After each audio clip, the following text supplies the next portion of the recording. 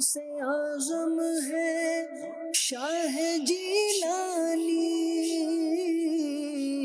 پیر لاسانی قطب ربانی، ان کے عشاق نے پکارا ہے۔ الحمدللہ رب العالمین والصلاة والسلام علی خاتم النبیین، اما بعد فاعوذ باللہ من الشیطان الرجیم، بسم اللہ الرحمن الرحیم، الصلاة والسلام علیک یا رسول اللہ وعلی آلک واصحابک یا حبیب اللہ، الصلاة والسلام علیک یا نبی اللہ وعلی آلک واصحابک یا نور اللہ۔ مدنی چینل کے ناظرین، آپ پروگرام دیکھ رہے ہیں شان غوث پاک۔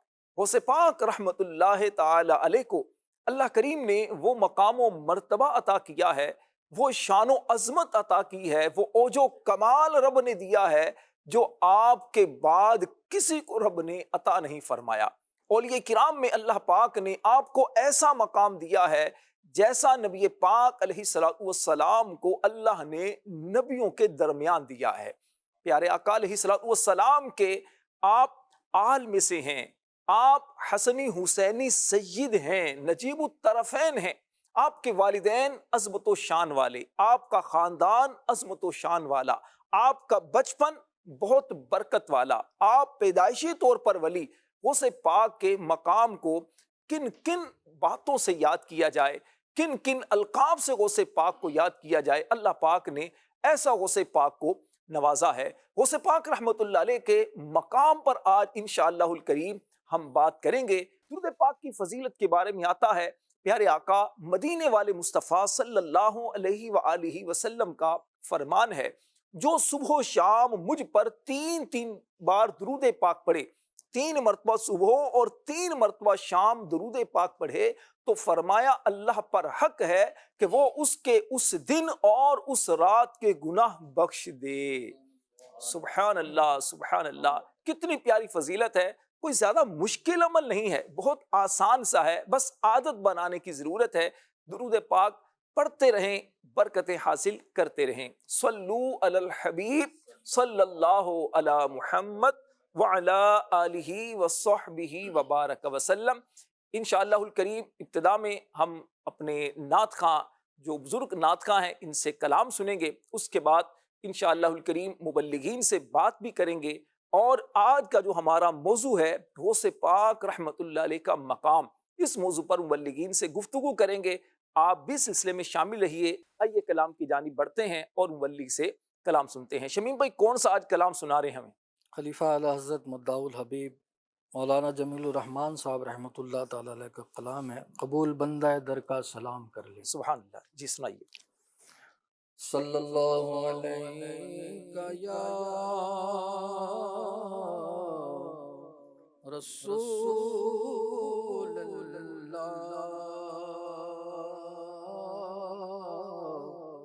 وسلم علیک یا حبیب اللہ، قبول بندہ در کا سلام کر لینا،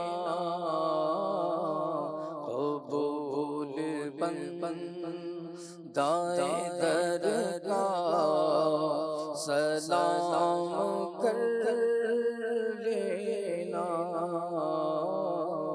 سگانے طیبہ میں تحریر نام کر لینا، جو چاہتے ہو کہ ہو سرد آتش دوزخ، جو چاہتے ہو کہ ہو سرد آتش دوزخ،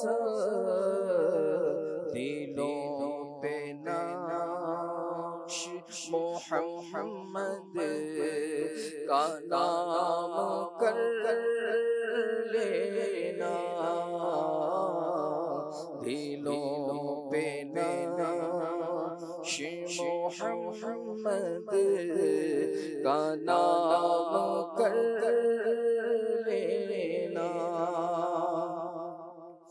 اور ملا ہے خوب ہی نسخہ گناہگاروں کو، ملا ہے خوب ہی نسخہ گناہگاروں کو، تمہارے نام سے دوزخ حرام کر لینا، تمہارے نام سے دوزخ حرام کر لینا،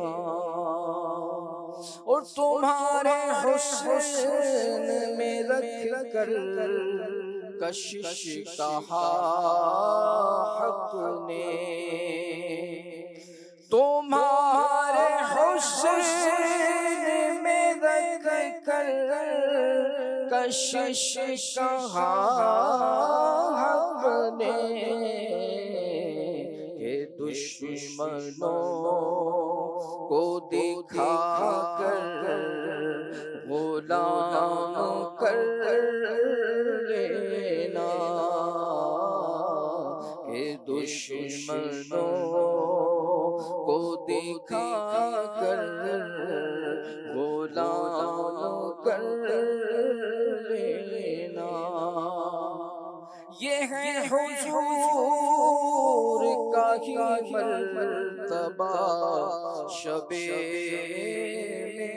معراج، یہ ہے حضور کا ہی مرتبہ شب معراج، بغیر واسطہ رب سے کلام کر لینا،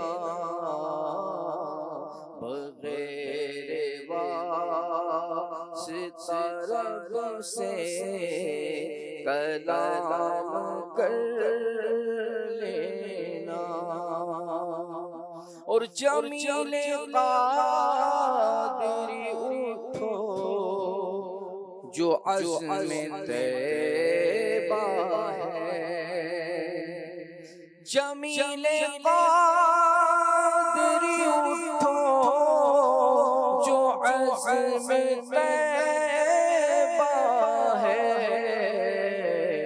چلو یہ عمر وہیں پر تمام کر لینا،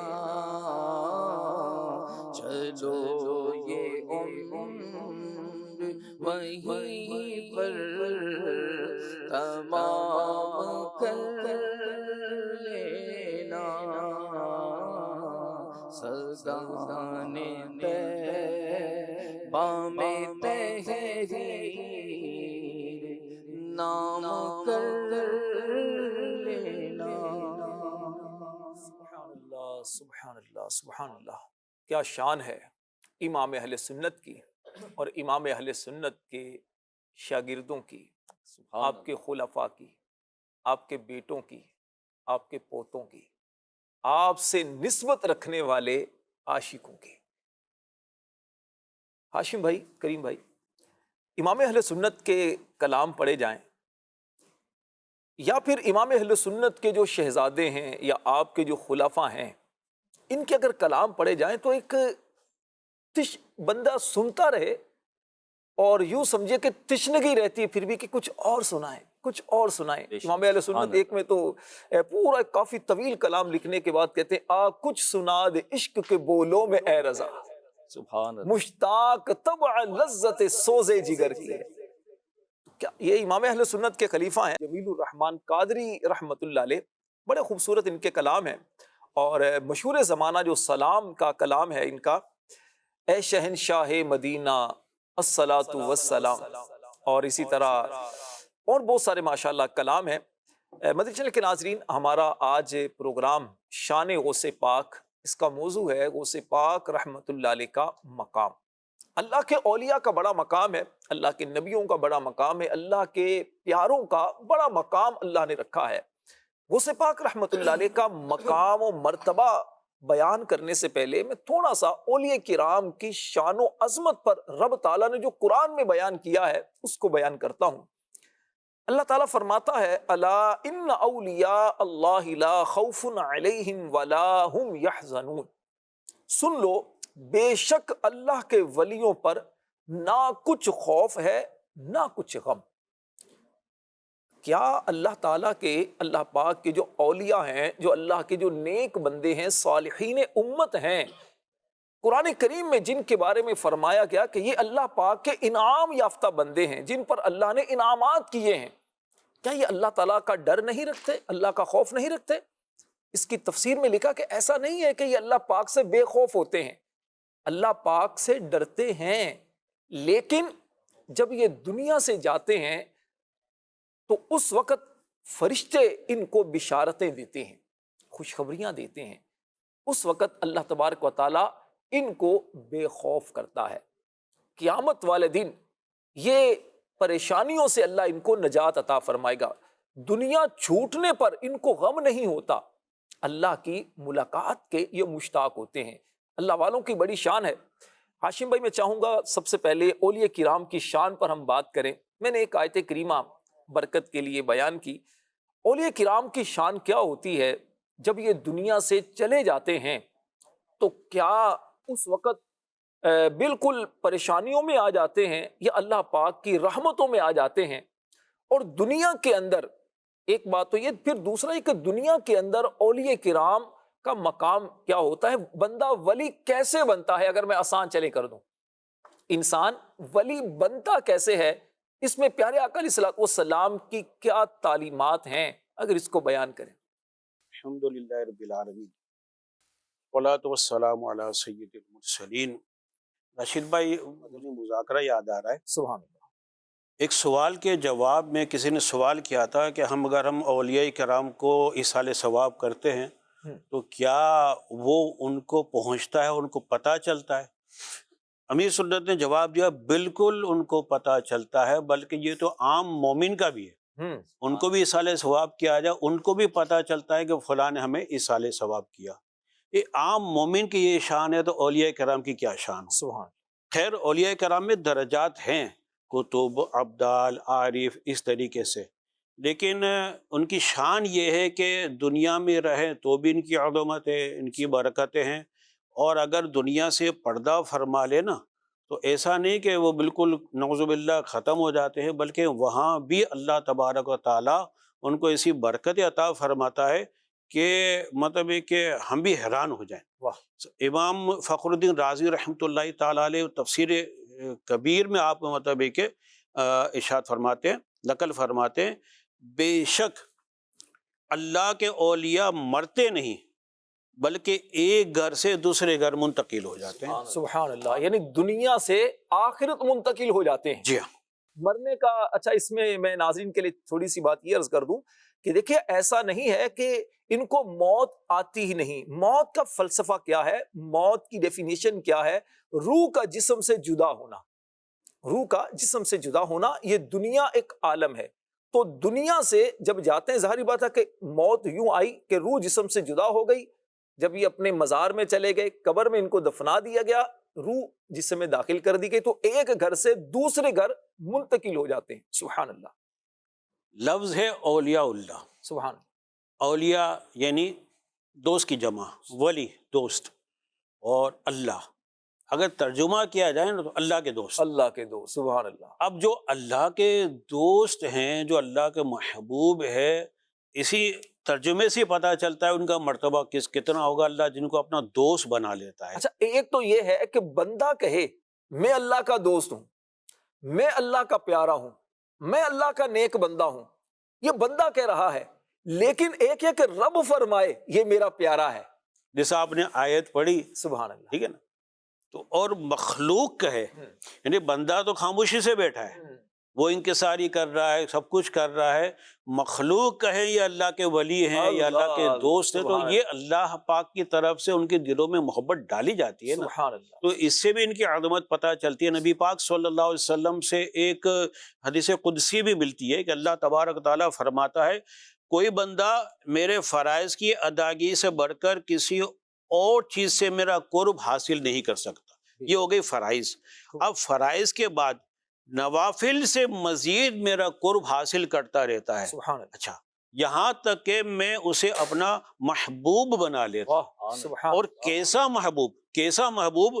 اللہ تبارک و تعالیٰ فرماتے ہیں میں اس کا کان ہو جاتا ہوں جس سے وہ سنتا ہے، سبحان اللہ، اس کی آنکھ ہو جاتا ہوں جس سے وہ دیکھتا ہے، اس کا ہاتھ ہو جاتا ہوں جس سے وہ پکڑتا ہے، اور اس کا پاؤں ہو جاتا ہوں جس سے وہ چلتا ہے۔ سبحان اگر وہ مجھ سے مانگے، اگر وہ مجھ سے مانگے تو میں اس کو ضرور دوں گا، اور اگر وہ مجھ سے پناہ مانگے تو میں اسے ضرور پناہ دوں گا۔ سبحان اللہ، اللہ کے اولیاء کی اتنی بڑی شان، اللہ تبارک و تعالیٰ بے نیاز ہے، اس پہ کوئی چیز ایسی واجب نہیں ہے نا، لیکن جب اللہ کا کوئی دوست ہو جاتا ہے تو اللہ تبارک و تعالیٰ اتنا مہربان ہو جاتا ہے۔ یہاں پر میں ناظرین کے لیے عرض کروں گا، اسی جو حدیث قدسی ہے، پہلے تو اس کے بارے میں عرض کر دوں۔ حدیث قدسی یہ وہ فرمان ہوتا ہے جو رب کا فرمان ہے لیکن زبان مصطفیٰ کریم علیہ السلام کی ہے۔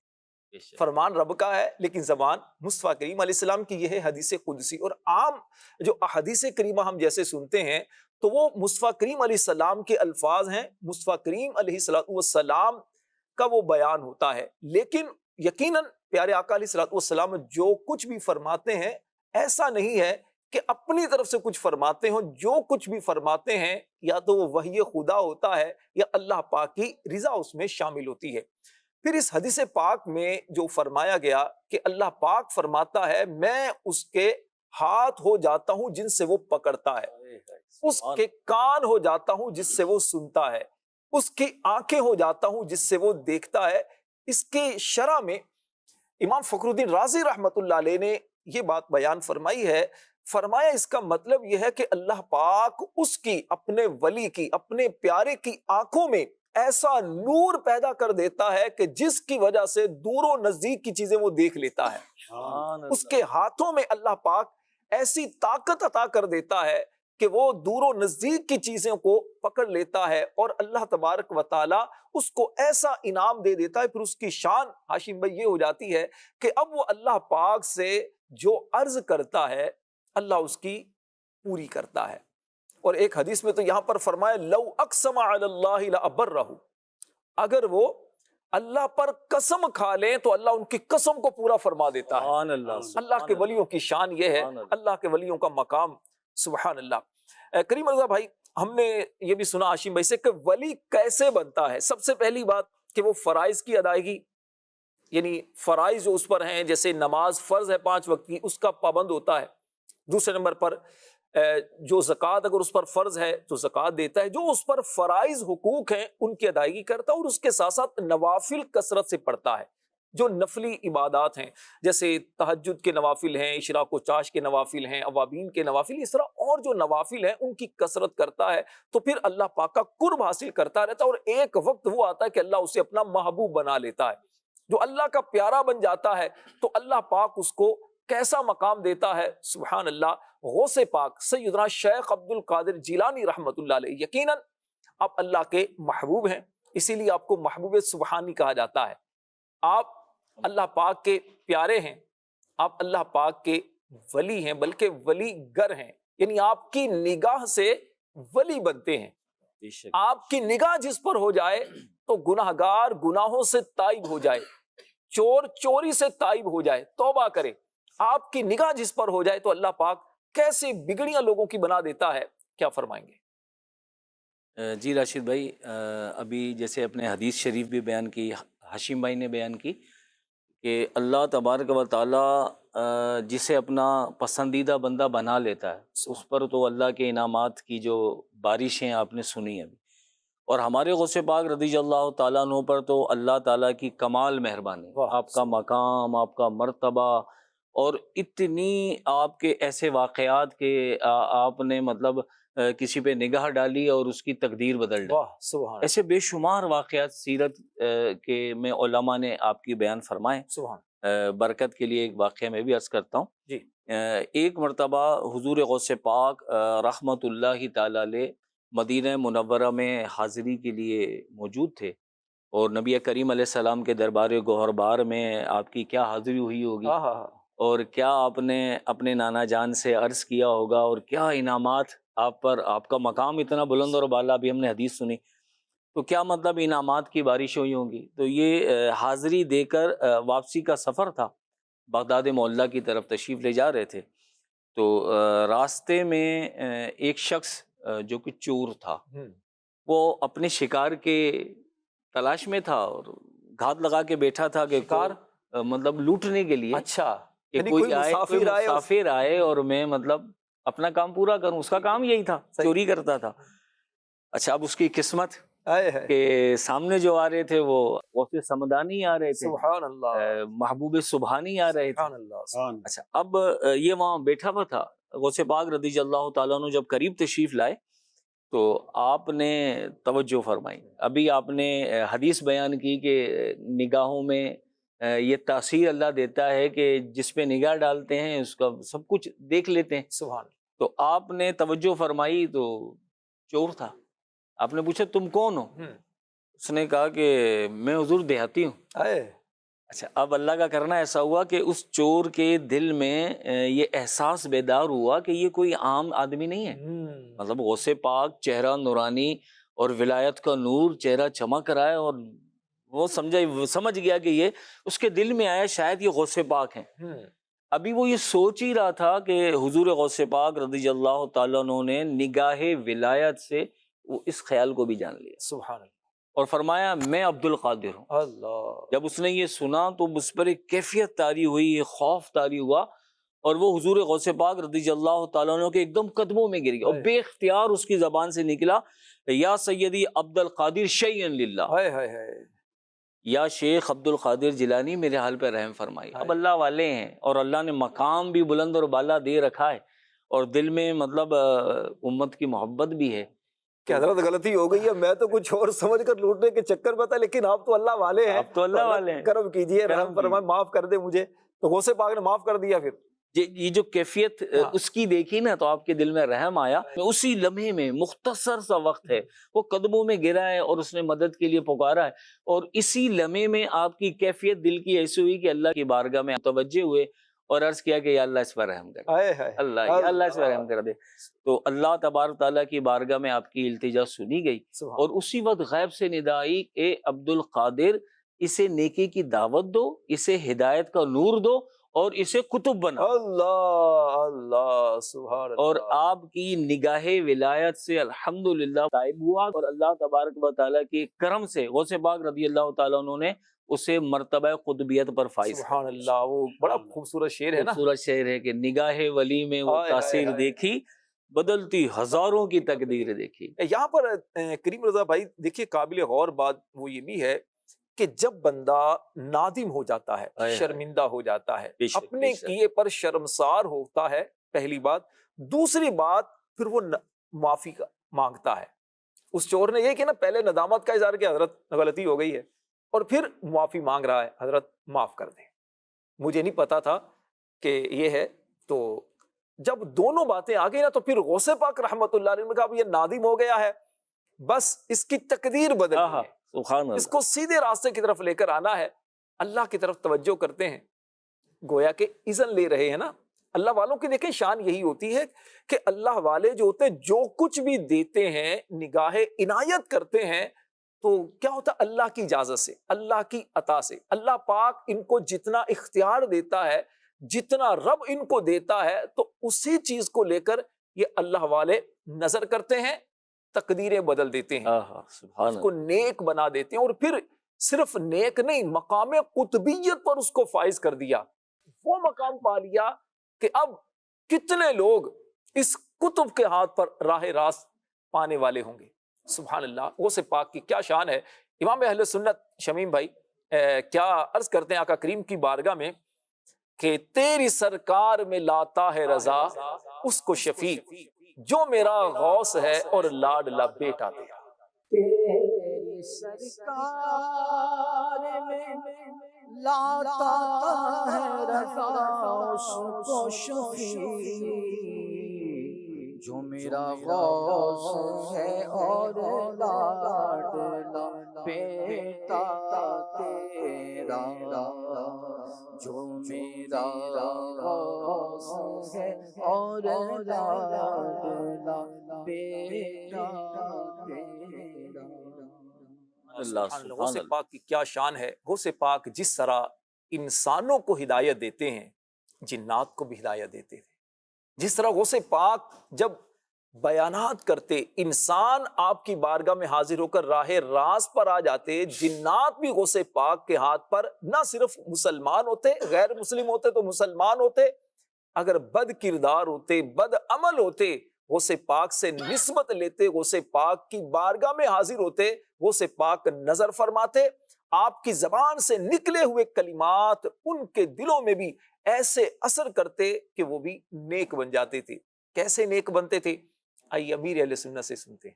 میرا امیر اہل سنت سے سوال ہے کہ کیا جنات بھی غوث پاک کے بیان میں شریک ہوتے تھے؟ حضرت شیخ ابو زکریا یحییٰ بن ابی نصر صحراوی رحمۃ اللہ علیہ کے والد گرامی فرماتے ہیں کہ میں نے ایک دفعہ عمل کے ذریعے جنات کو بلایا تو انہوں نے کچھ زیادہ دیر کر دی، پھر وہ میرے پاس آئے اور کہنے لگے کہ جب شیخ سید عبد القادر جیلانی قطب ربانی قدس سرہ نورانی بیان فرما رہے ہوں تو اس وقت ہمیں بلانے کی کوشش مت کیا کرو۔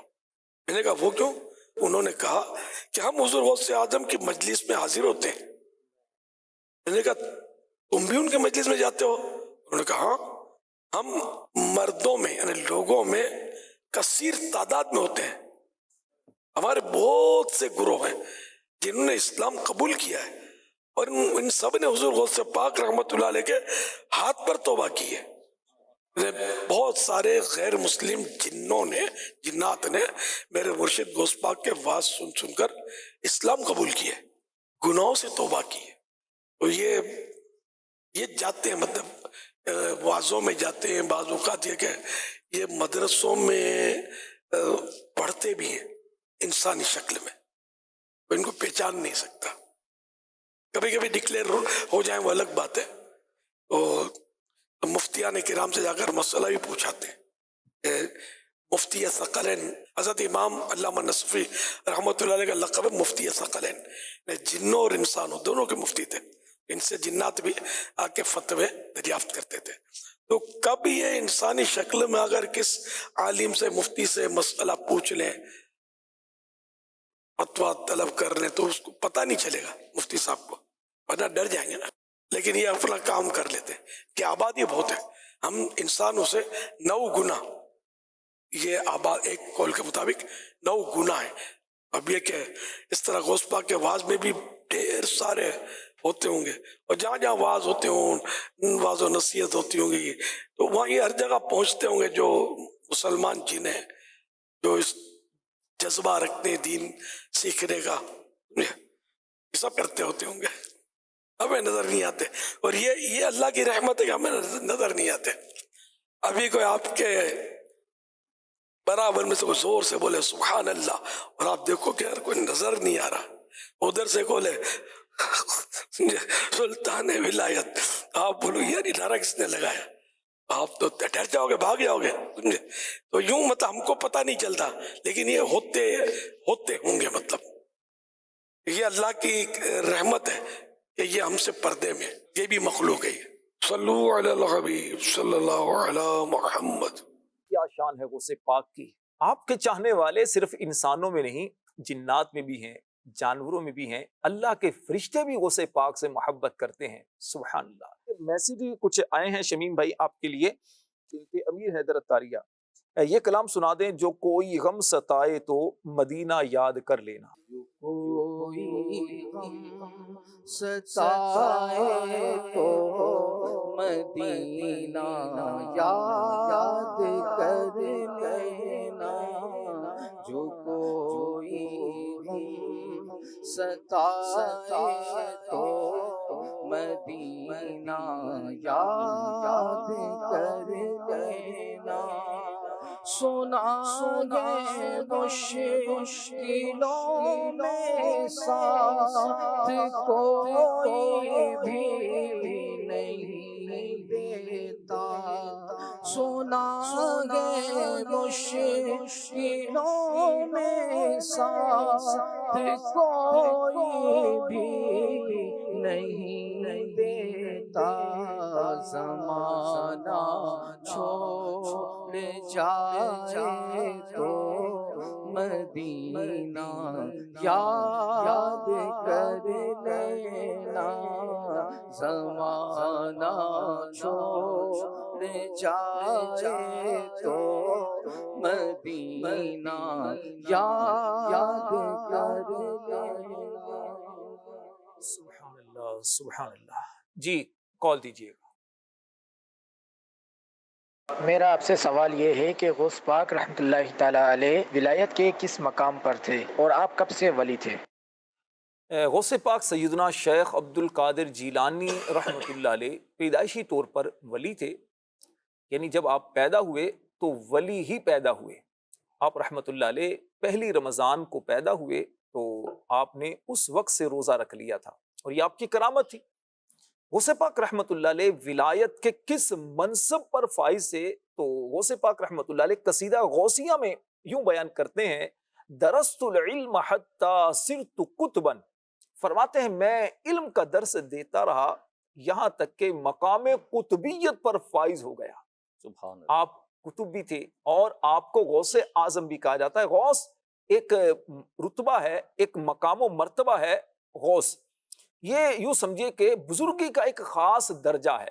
غوث کے ویسے معنی ہے فریاد کو پہنچنے والا، چونکہ سیدنا شیخ عبد القادر جیلانی رحمۃ اللہ علیہ بے کسوں، حاجت مندوں، ضرورت مندوں کی مدد کیا کرتے تھے، ان کی فریاد کو پہنچتے تھے، تو اسی لیے آپ غوثیت کبریٰ کے منصب پر فائز تھے۔ آپ کو اسی لیے غوث اعظم بھی کہا جاتا ہے، یہ آپ کا لقب ہے۔ اللہ نے آپ کو کتنا عطا کیا، کس مقام و مرتبے پر فائز سے، یہ تو رب جانتا ہے۔ غوث پاک رحمت اللہ علیہ کے مقام و مرتبے کے بارے میں ہاشم بھائی ہم بات کر رہے تھے کہ غوث پاک رحمت اللہ علیہ نے آپ نگاہ فرمائی، چور کو قطب بنا دیا۔ اس کی قسمت میں کیا لکھا تھا، غوث پاک نے اللہ سے عرض کی، اللہ نے آپ کو اختیار دیا، نگاہ ولایت سے آپ نے اسے مقام قطبیت پر فائز کر دیا۔ غوث پاک رحمت اللہ علیہ جب دنیا سے پردہ فرما گئے، اس وقت آپ اب بھی آپ کے مزار پر حاضرین آتے ہیں، مناجات کرتے ہیں، استغاثے پیش کرتے ہیں، اور اللہ تعالیٰ مشکلات کو دور فرماتا ہے۔ سیدنا غوث پاک رحمت اللہ علیہ جب حیات ظاہری کے ساتھ تھے، اس وقت بھی آپ کی بارگاہ میں اگر کوئی آتا تھا، کسی مشکل کا شکار آتا تھا، تو غوث پاک کی دعاؤں کی برکت سے، آپ کی نگاہ ولایت کی برکت سے اللہ ان کی مشکلات کو بھی حل کر دیا کرتا تھا۔ کیا فرماتے ہیں؟ ایک مرتبہ کچھ لوگ غوث پاک کی بارگاہ میں حاضر ہوئے کہ فنا قبرستان میں حال ہی میں ایک شخص کو ہم نے دفن کیا ہے، اس کی قبر سے چیخوں کی آوازیں آ رہی ہیں۔ غوث پاک نے ان سے کہا کہ یہ بتاؤ کہ کیا وہ مجھ سے بیعت ہے؟ بولا نہیں، پتہ نہیں۔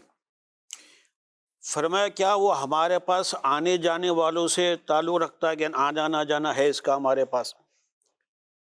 بولا پتہ نہیں ہے۔ کیا ہمارا کھانا کھایا ہے؟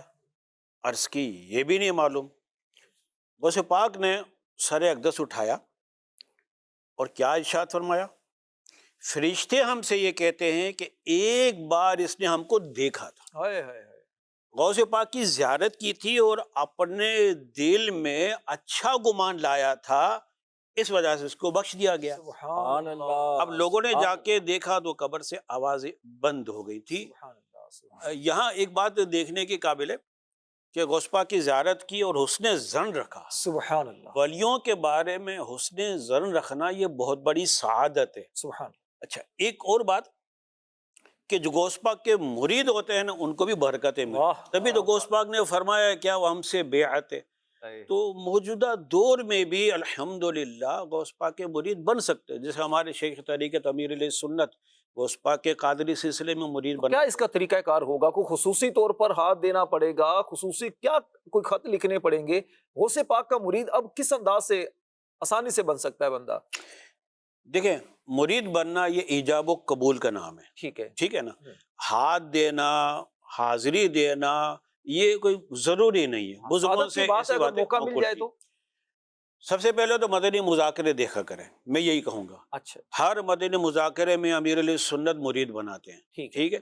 اس کے علاوہ دعوت اسلامی کی ویب سائٹ پہ بھی باقاعدہ کالم ہے جس کو آپ فل کر کے بھیجیں گے، آپ کو جواب آ جائے لیکن گا. دنیا میں کسی اور مقام پر رہتے ہیں، پاکستان میں کسی اور جگہ رہتے ہیں، کراچی پہنچنا ممکن نہیں ہے، لائیو شرکت نہیں بھی کر سکے، تو یہ بھی آپ طریقہ ایک بتا رہے ہیں کہ دعوت اسلامی کی ویب سائٹ پر جا کر ویب سائٹ وہاں پر ایک مرید بننے کا ایک طریقہ کار ہے، تو اس میں اپنے اندراجات کر دے جو بھی ضروری چیزیں ہیں.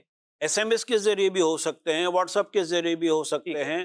انشاءاللہ وہ مرید بن جائیں انشاءاللہ گے. برکتیں تو ملیں گی. غوث پاک کے اس فرمان سے پتہ چلا کہ غوث پاک کا مرید ہے نا وہ بھی اس لائق ہے اس کو بخشا ہے. اور اچھا غوث اللہ پاک کا کی ایک برکت. فرمان بھی مجھے ہاشم بھائی یاد آ رہا ہے، آپ فرماتے ہیں کہ میرا کوئی بھی مرید بغیر توبہ کیے نہیں مرے گا. سبحان اللہ، سبحان اللہ. میرا جو مرید ہے توبہ کیے بغیر نہیں مرے گا، انشاءاللہ توبہ کی سعادت اسے ملے گی. عبد الرحمان رحمۃ اللہ علیہ کا شعر ہے نا کہ مریدی لا تخف کہہ کر تسلی دی غلاموں کو. مریدی لا تخف یعنی اے میرے مرید خوف نہ کر، ڈر نہ. قیامت والے دن بھی غوث پاک رحمت اللہ علیہ کیسا کرم فرمائیں گے.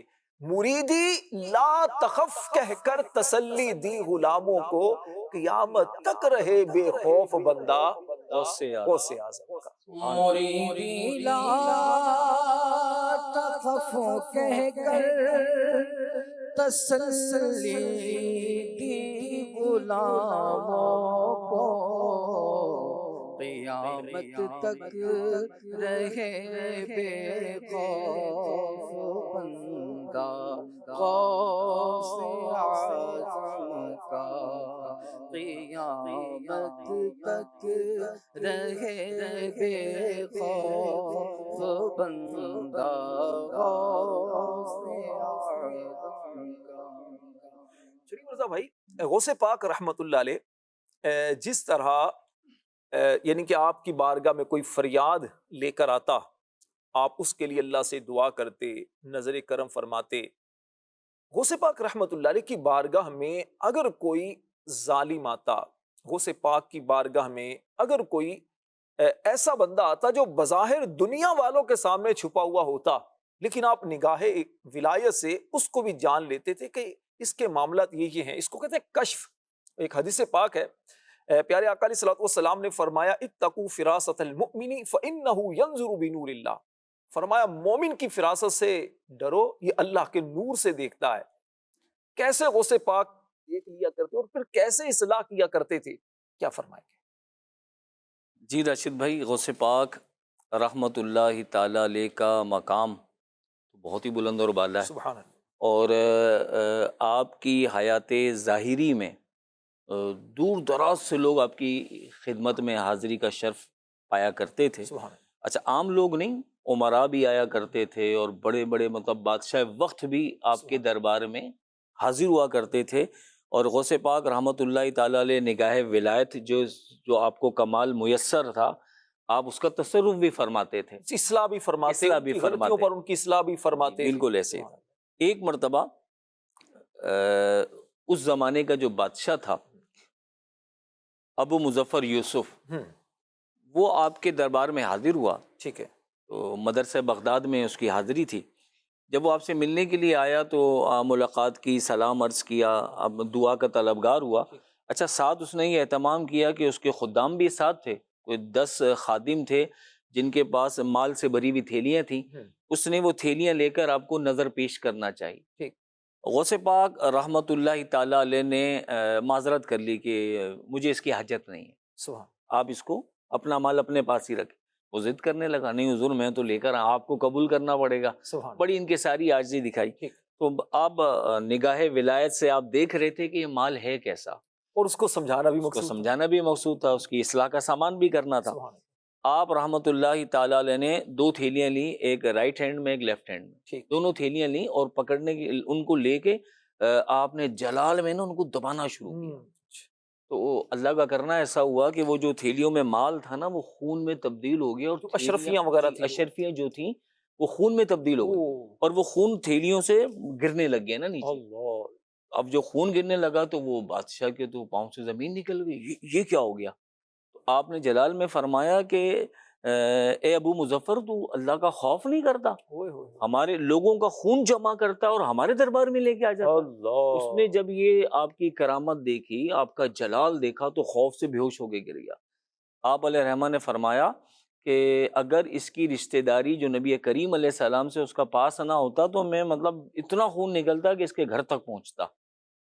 تو اس قدر آپ کے دربار میں جو لوگ آیا کرتے تھے ان کی اس طرح آپ اصلاح فرمایا کرتے تھے، سبحان اللہ، کہ جیسا آدمی ہوتا اس کی اصلاح کا سامان بھی ویسا کیا ویسا کرتے ہی تھے۔ کیا کرتے تھے۔ سبحان اللہ۔ اب جیسے ایک اس واقعے میں بہت ساری چیزیں ہمارے سیکھنے کے لیے ہیں۔ ٹھیک۔ اچھا، ایک تو بڑی خوبصورت بات یہ ہے کہ وہ زمانہ کتنا اچھا ایک دور تھا کہ لوگ اولیاء اور علماء کے دربار میں حاضری دیا کرتے تھے۔ بادشاہ وقت بھی وقت نکال کر اللہ والوں کے دربار میں جایا کرتے تھے، تحائف لے کے جاتے تھے، تحائف بھی لے کر جاتے، پھر ان کی بارگاہ میں جانے کو سعادت سمجھتے، ان کی اصلاح بھی یوں ہوا کرتی تھی۔ ان کو وہ اللہ والے جو تھے، علماء کرام جو ہوتے تھے، ان کی اصلاح بھی کیا کرتے، ان کو پھر سمجھایا کرتے تھے، خوف خدا دلایا کرتے تھے۔ سبحان اللہ۔ اچھا، آج راشد بھائی، آج یہ ماحول بڑا مطلب ختم ہوتا جا رہا ہے کہ علماء کے پاس جانا، اولیاء اللہ کے دربار میں حاضری دینا، ان سے دعا کی درخواستیں کرنا، ان کو تحائف پیش کرنا، ان سے نصیحت لینا۔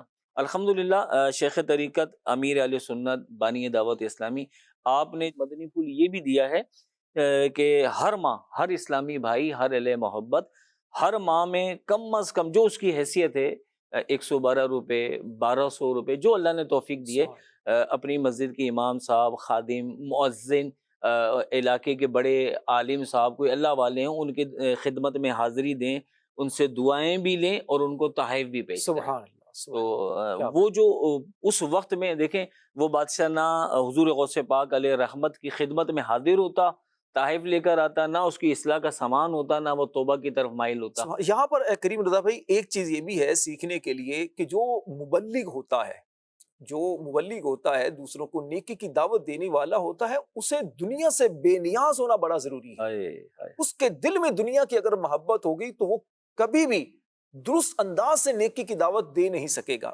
ظاہر سی بات ہے، بہت ساری چیزوں میں اس کی پردہ پوشی کرے گا، اس کا خیال کرے گا، اس کی غلطیوں پر پردہ ڈالے گا، نتیجہ یہ ہوگا کہ اس کی اصلاح کا سامان نہیں کر سکے گا۔ اس دور میں اگر دیکھا جائے تو قبلہ امیر اہل سنت امیر دعوت اسلامی کی مبارک ذات یوں بھی ایک منفرد ہے کہ آپ نیکی کی دعوت دینے میں اور برائی سے منع کرنے میں آپ کبھی بھی پس و پیش سے کام نہیں لیتے، حکمت عملی اختیار فرماتے ہیں، لیکن کہاں کیا بولنا ہے، کس انداز سے تربیت کرنی ہے، اس کو بہت اچھی طرح جانتے ہیں، سمجھتے ہیں، اور آپ کی تربیت سے الحمدللہ دعوت اسلامی کے دنیا بھر میں جو مبلغین ہیں، لاکھوں مبلغین ہیں، اسلامی بھائی ہیں، اسلامی بہنیں ہیں، وہ اس چیز کو یقیناً پیش نظر رکھتے ہیں اور الحمدللہ اس کی پھر برکتیں بھی پاتے ہیں۔ قبلہ امیر اہل سنت کو اللہ تبارک و تعالیٰ نے حکمت بھری ایک سوچ عطا فرمائی ہے۔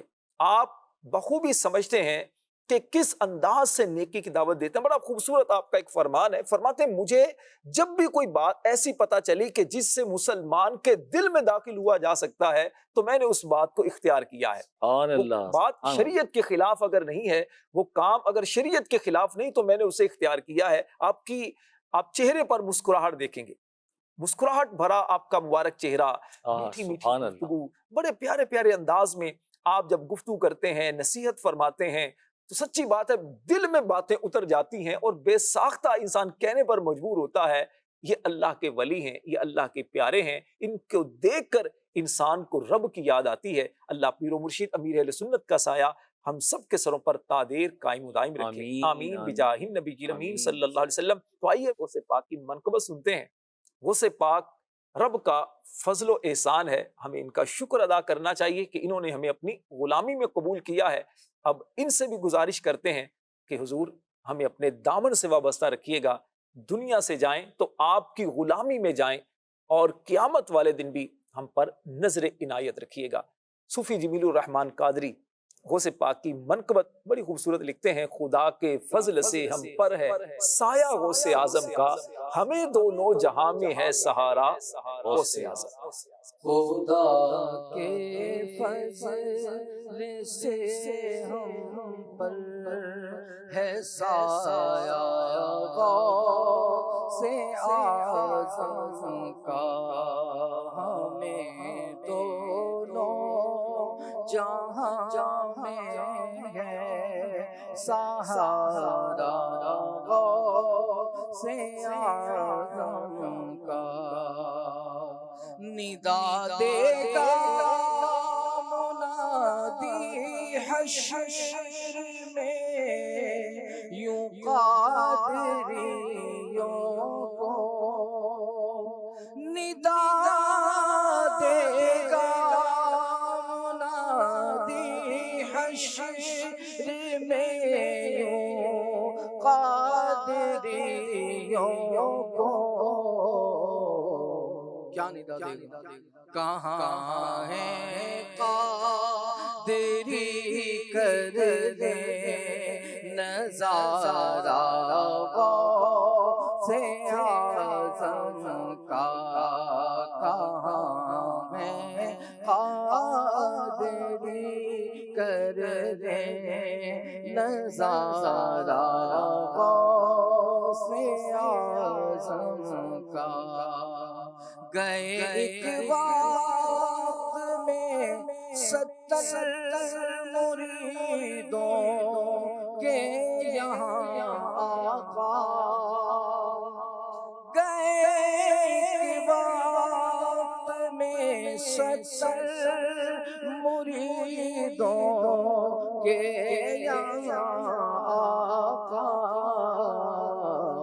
سمجھ میں نہیں سکتا معمہ غوث اعظم کا، سمجھ میں نہیں سکتا معمہ غوث اعظم کا۔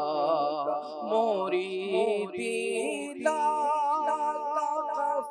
کہہ کر تسلی دی غلاموں کو، مریدی لا خف کہہ کر تسلی دی غلاموں کو،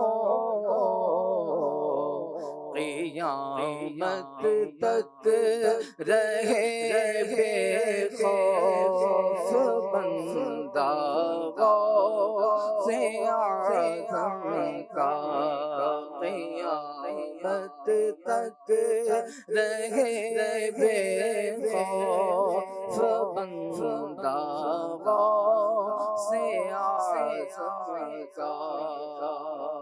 جمیل قادری سو جان سے قربان مرشد پر، جمیل قادری سو جان سے قربان مرشد پر،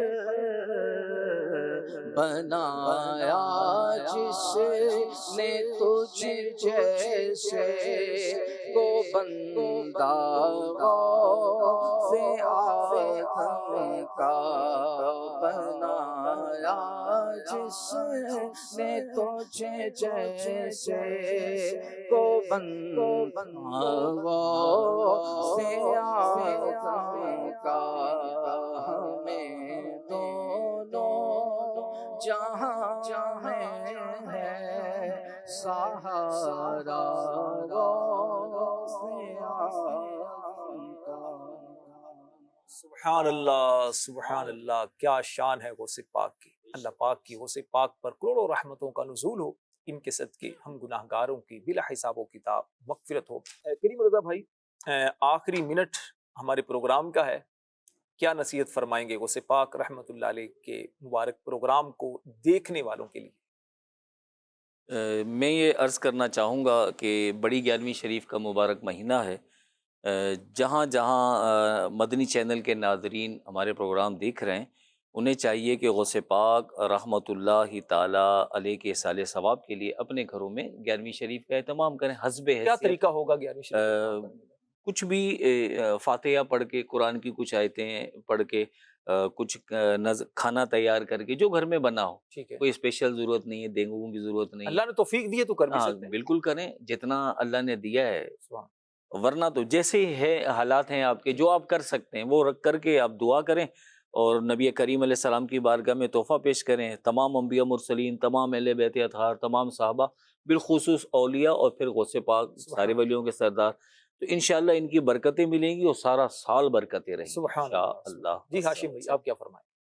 ہم بزرگان دین کے ایام مناتے ہیں، اس کی کئی وجوہات ہیں۔ ٹھیک ہے، اس میں ایک وجہ یہ کہ ان کی سیرت کے پہلوؤں کو سامنے رکھ کر اپنی زندگی گزارے۔ بہت خوش۔ حضور غوث پاک کی شان بہت بلند ہے، بہت بلند ہے، لیکن موجودہ دور میں دیکھا جاتا ہے کہ اگر کسی کا مرتبہ بلند ہو جاتا ہے نا دنیاوی اعتبار سے، تو تکبر کے امکانات ہوتے ہیں اور چھوٹے لوگوں کو خاطر میں نہیں لاتا۔ ہمارے غوث پاک کی شان دیکھیے، ایک قصبے میں گئے، جو سب سے غریب ہے اس کو ڈھونڈو، وہاں ٹھہرے، وہ لوگ نذرانے لے کے آ رہے، اتنی نذرانہ دیا اور سارے اس غریب کو دیا، سحری کے وقت تشریف لے گئے۔